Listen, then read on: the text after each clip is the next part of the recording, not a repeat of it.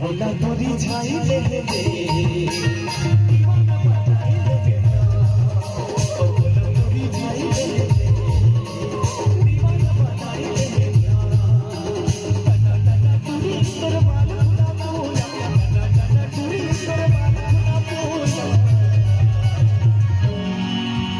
बोला तोरी छाई ले ले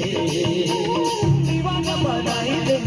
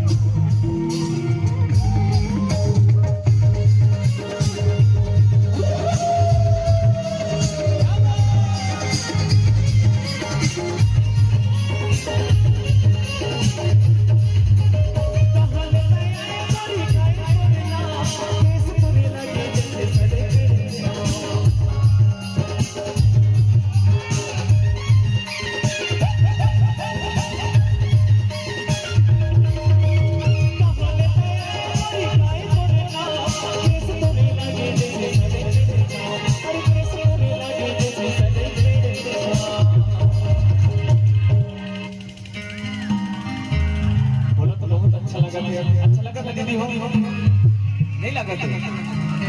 काजल काजल मलाठी नहीं एक बार जोरदार ताली हो जाए हमारा सही भैया कितना सुगर आप मन मनोरंजन करवाओ भूला तो पकड़ाई दीवाना बनाई